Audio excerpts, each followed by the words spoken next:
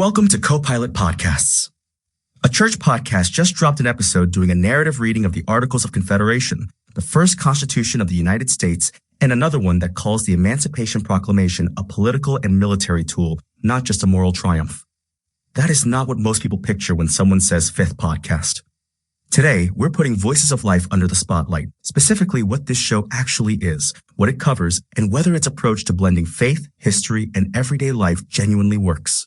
By the end of this episode, you'll know exactly what kind of listener this show is built for, what makes its format distinct, and whether it's worth adding to your rotation. I've got someone here who's gone deep on this one, so let's get into it. What is Voices of Life, really? So at its core, Voices of Life is the official podcast of the Church for Life. It's hosted by Pastor David, and the whole show is built around the church's motto, a journey of hope, a life of meaning. That phrase isn't just decorative, it functions almost like an editorial filter for every single episode they put out. An editorial filter. Say more about that. Right, so what I mean is, whether the episode is about setting goals for the new year or doing a deep dive into Juneteenth history, it all has to pass through that lens of hope and meaning.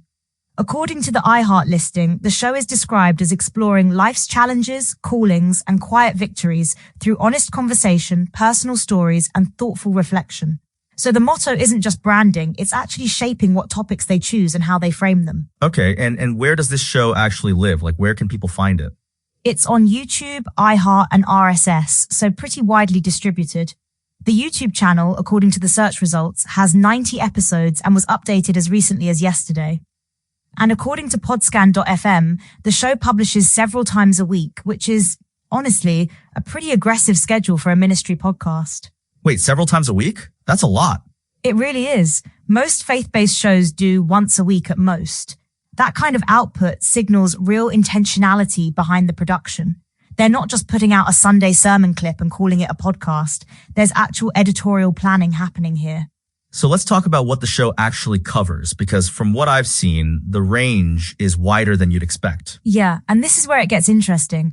On one end, you have something like Stepping into 2026, A New Beginning. That's a 13-minute New Year's episode from January 1st, where Pastor David offers what the iHeart description calls a slow, prayerful journey into 2026 with guided reflection, scripture, and silence. Very contemplative, very gentle. Okay, that tracks for a faith podcast. What's on the other end of the spectrum? On the other end, you've got a Juneteenth Special from June 19th, 2026, 25 minutes, where Pastor David, according to iHeart, guides listeners through the global origins of slavery, the transatlantic systems that shaped the Americas, and, this is the part that caught my attention, the episode explicitly examines the Emancipation Proclamation as a political and military tool. That's a level of historical honesty you rarely get from a faith-based show. That's a bold editorial choice. Like, most shows in this space would just frame Juneteenth as a celebration and move on. Exactly.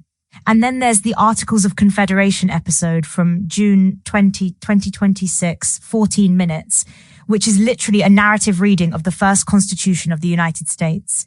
The iHeart description says it transports listeners to the uncertain years following independence, when 13 sovereign states sought unity under a fragile framework of cooperation and faith.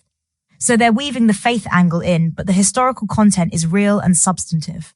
I mean, showing up to a faith podcast and getting a civic history lesson, that's genuinely surprising and kind of refreshing. It is, and it tells you something about Pastor David's vision for the show. He's not trying to keep listeners in a comfort zone.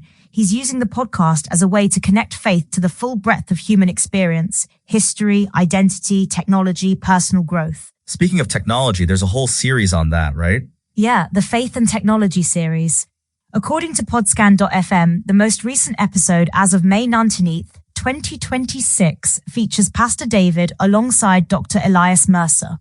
The description says the series explores how faith and innovation can work together to shape a purposeful future through thoughtful dialogue, biblical insight, and real-world examples. So it's not just Pastor David monologuing. There are actual guests and dialogue-based episodes. Right, and that's a meaningful format distinction. Some episodes are more pastoral and solo, like the New Year's reflection, and others are genuine conversations. That variety keeps the feed from feeling monotonous, which is a real challenge for shows publishing this frequently. Let's dig into the format a bit more, because I think that's actually one of the more interesting things about this show. The episode lengths are pretty short across the board. Yeah, and that's deliberate. If you look at the episodes listed on iHeart and Good Pods, you've got a 13-minute New Year's episode, a 14-minute Articles of Confederation episode, a 15-minute Day Woven Through History and Identity episode from June 14th. Even the Juneteenth Special, which goes deeper, is only 25 minutes. There's also a bonus episode on setting God-centered goals that's just 6 minutes. 6 minutes? That's shorter than most commutes. Which is kind of the point. The show seems to understand that its audience isn't necessarily sitting down for a 90-minute deep dive. They're fitting this into their morning routine, their commute, their lunch break. Short, focused, and purposeful. That's the format philosophy. And yet some episodes go longer and are structured in multiple parts, right? Like the Ministry of Presence series? Exactly. According to podscan.fm, the Ministry of Presence episode from May 17th, 2026 is described as an immersive podcast structured in segments. Part 1 covers God's presence in stillness and relationships. Part 2, released the following week, covers presence in work, calling, and suffering. So they're willing to go deep when the topic demands it. They just break it into digestible pieces. That's actually a smart structural choice. You get the depth without the commitment of a single long episode. And it creates a reason to come back, which, for a show publishing several times a week, matters a lot. You want listeners to feel like they're following something, not just sampling random episodes. Okay, so let's talk about the show's public profile for a second, because I think this is where it gets a little complicated. Yeah, so according to the Great Pods listing, Voices of Life currently has 0 critic reviews and no Apple Podcast ratings fetched yet. The listing is there, the show is categorized under religion and spirituality, but the public review infrastructure is basically empty at this point. So it's still building its public profile. That's the honest read, yeah. And podscan.fm estimates monthly listeners in what they call the 4BR range, which is a pretty early stage metric. So this is not a show that's already broken through to mainstream podcast audiences. It's a show that's doing real substantive work and is still finding its wider audience. Which is actually kind of the whole point of a spotlight review, right? Surfacing the shows that deserve more attention before they blow up. Exactly. And I think what makes Voices of Life worth spotlighting is that it's not trying to be everything to everyone. It has a clear identity, faith as a lens for understanding the full range of human experience, and it executes on that identity consistently. Let me push back on that a little, though, because faith as a lens can mean a lot of things. Some shows use that framing to avoid hard questions. Does Voices of Life actually engage with complexity, or does it just gesture at it? That's a fair challenge. And I think the Juneteenth episode is the clearest answer. The iHeart description explicitly says the episode examines the complex reality that Juneteenth did not mark the end of slavery in the United States, only for 200 slaves in Texas. That's not a comfortable framing. That's a show willing to complicate the narrative even when the easier path would be celebration. Okay, that's a real point. That kind of specificity, 200 slaves in Texas, that's not something you include if you're just going for feel-good content. Right. And the same instinct shows up in the Articles of Confederation episode. The description talks about 13 sovereign states seeking unity under a fragile framework of cooperation and faith. The word fragile is doing a lot of work there. It's not triumphalist, it's honest about the difficulty of the moment. So the show has intellectual honesty baked into its DNA, not just its mission statement. That's how I'd put it. And I think that's what separates it from a lot of ministry content that uses historical or cultural topics as a backdrop for a predetermined message. Voices of Life seems to actually let the topic breathe. What about the production side? Like, what's the actual listening experience like based on what the search results tell us? So the YouTube introduction video, which is described as welcoming viewers into the heart of the podcast channel, is framed around warm storytelling and spiritual insight. The iHeart description uses phrases like honest conversation and thoughtful reflection. And the Good Pods listing describes it as inviting listeners to pause, listen, and find meaning in both the sacred and the ordinary. So the production aesthetic seems to be deliberately unhurried. Unhurried is an interesting word.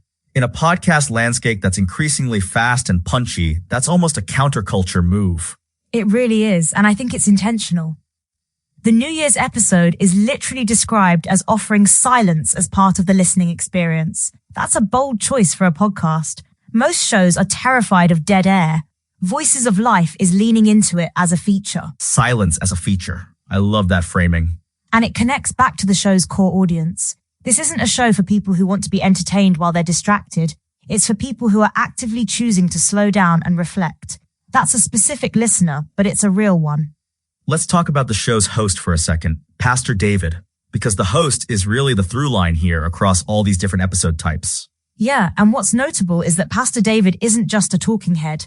The YouTube introduction video description says he shares the vision behind the channel and invites listeners into a space shaped by the church's motto. So he's not just executing a content strategy, he's the originating voice of the whole project. And he's willing to bring in other voices too, like Dr. Elias Mercer for the Faith and Technology series. Which shows a certain confidence. A lot of solo podcast hosts are reluctant to share the mic because it changes the dynamic. Pastor David seems to understand that bringing in a guest like Dr. Mercer actually strengthens the show's credibility on a topic like technology and faith.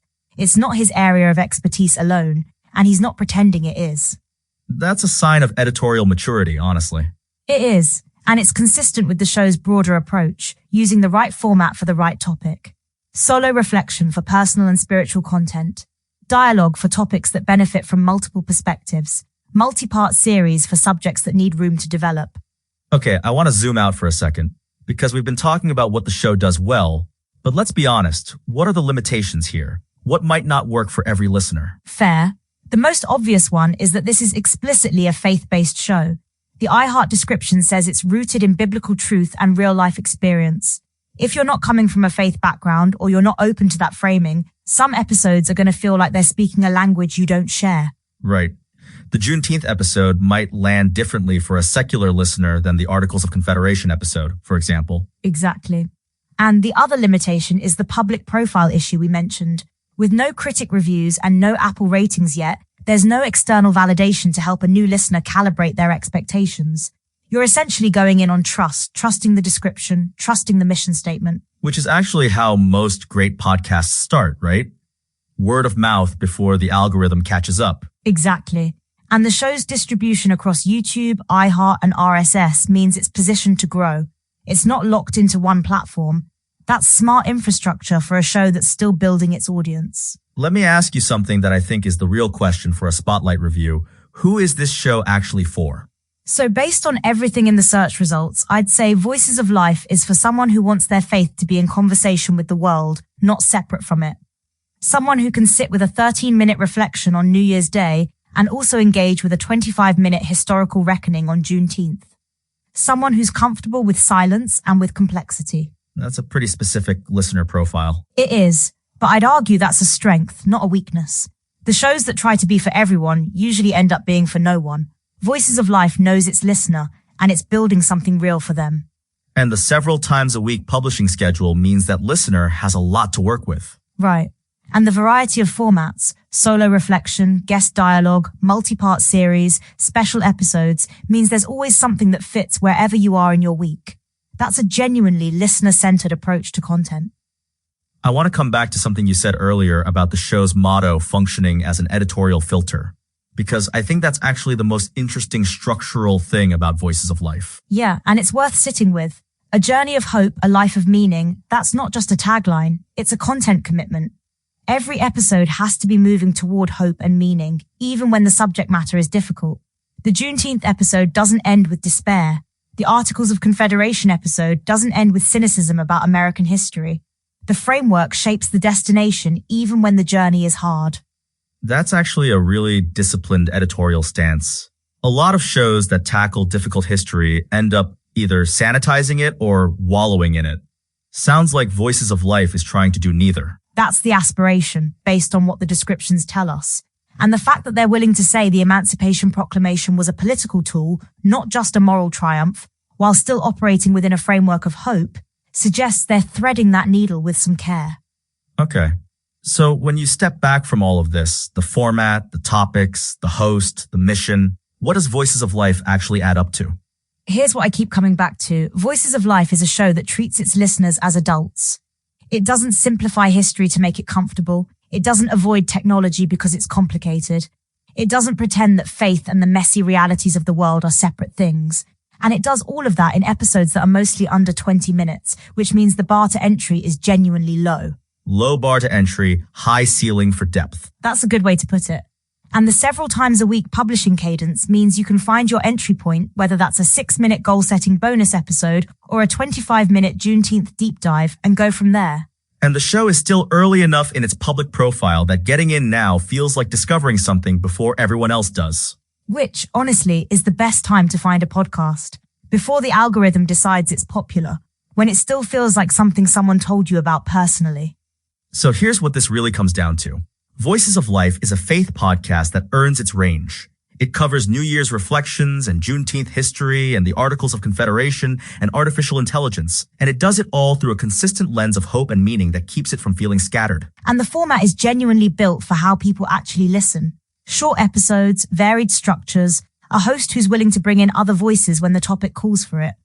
It's not trying to be the biggest podcast in the world. It's trying to be the right podcast for a specific kind of listener. And that specific kind of listener, someone who wants faith in conversation with the world, not separate from it, is probably more common than the podcast charts would suggest. I think that's right. And the show's willingness to tackle something like the Emancipation Proclamation as a political tool, or to use silence as a feature rather than a flaw, those are signals that the people making this show are thinking carefully about what they're building. All right, here's the closer. We started this episode with a church podcast doing a narrative reading of the Articles of Confederation, and that felt like a weird surprise. But by the end of this conversation, it actually makes complete sense. Because Voices of Life isn't a church podcast that occasionally wanders into history. It's a show about meaning, and meaning shows up everywhere, in the sacred and the ordinary, in Juneteenth and in New Year's Day, and in the fragile framework of 13 sovereign states trying to hold together. If you've got 20 minutes and you're looking for a show that takes both faith and the world seriously, Voices of Life is worth your time. And with that, thanks for listening to Copilot Podcasts. We'll see you in the next one.